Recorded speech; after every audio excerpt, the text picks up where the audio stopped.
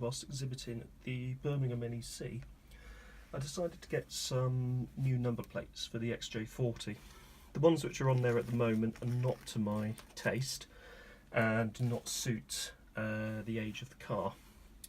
So I found this particular stand, the number plate centre, and for a very reasonable price they were able to sort out some number plates which were more in keeping with the age of the car and the era of the car, in this case the 1980s.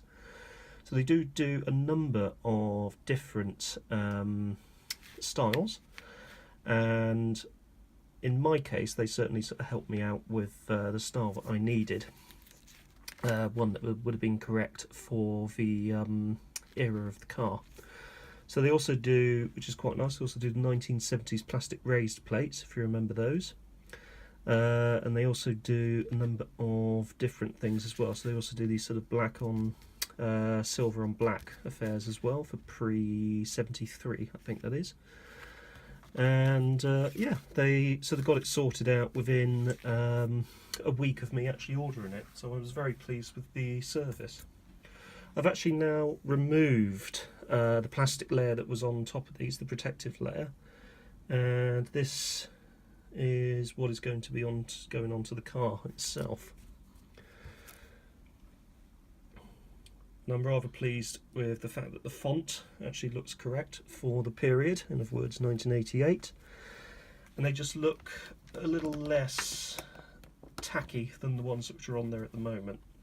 So let's go and get these replaced. So the first thing I need to do is to get the old number plate off on the front. Now it's been held on by a couple of screws, and what has happened over the years is water, moisture, salt, etc. has got in behind those two plastic covers there and has actually corroded the screw head completely. So what I've actually had to do is to prise the number plate off. Now what I'm just showing here is a contrast between the old number plate and the replacement number plate. In my view, the replacement number plate looks far better and suits the age of the vehicle. This previous one is a little bit tacky and was a popular style back in the early 2000s. Now as you can see here, those screw heads are completely knackered, so what I've had to do is, using a bit of brute force, actually prise the number plate off, which was surprisingly satisfying. It did actually leave me with the screw head exposed, and what I've ended using a pair of mole grips was to actually try to prise the screw out of the bumper itself. However, because it's been drilled into the bumper, but also not only the sort of plastic cover or rubberized cover there, has actually gone right into the metalwork of the bumper itself. So what I did was I used the mole grips, and that ripped the screw head off of the actual screw itself. I then filed down the actual sort of screw that was poking up, so that it was actually flush with that rubberized cover. As regards drilling the new number plate, I drilled right at the very edge so that none of the previous screw holes would have actually been affected by this. So with the number plate in place and the new screw holes drilled, I basically stuck a dowling tool, or a sort of a tool in there just to make a new hole for the new screw to go into, put the drill in and drilled just ever so slightly into the plastic material underneath, or rubberized material, and then put the screws in to secure the number plate in place.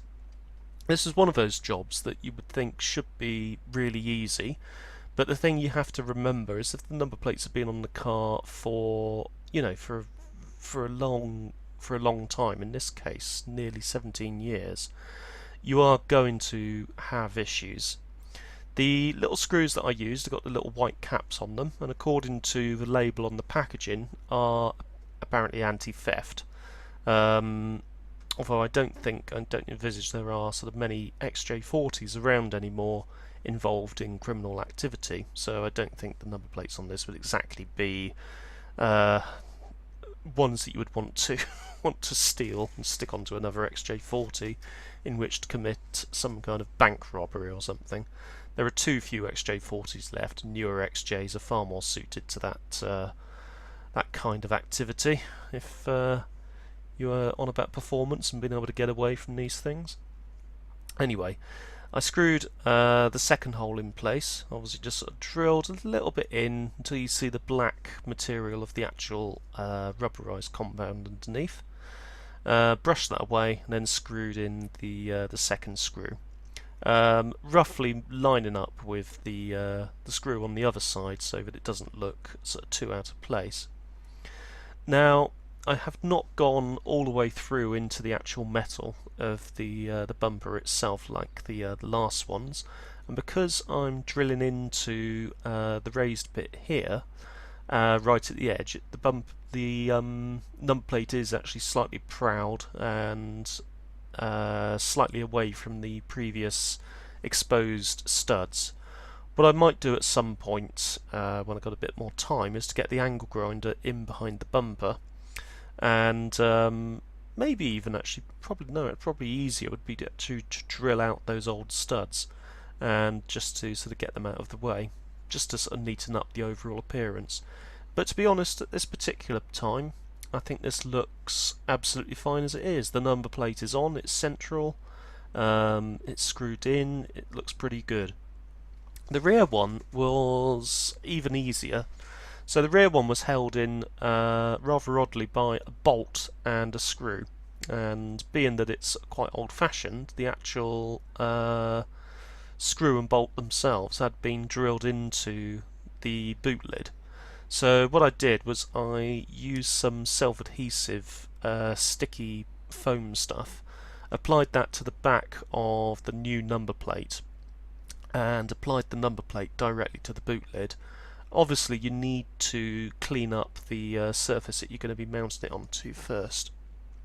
So you can see there's the old one, and you can see that the font is different on the one that I've replaced it with. So it's quite a nice thing to replace it, quite a nice replacement really. And yeah, quite happy with that, very happy indeed. As I say, with the rear one, it was a case of applying some of the foam self-adhesive stuff, and then just sort of making sure it was lined up with the rear of the car before placing it on. So here's the rear one, as you can see here, and all I had to do was just apply 3 runs of this sort of stuff here that I had left over from when I did a similar job on the Micra. I did it in 3 lines running along the length of the number plate, just to make sure that I got full adhesive to all sort of parts of the plate itself. Anyway, not really an educational video, just sort of more of an update on what I was doing with the XJ40. If you have found this video interesting or useful, don't forget to hit that like button, and also consider subscribing for more upcoming fascinating hobbies. And thank you very much for watching.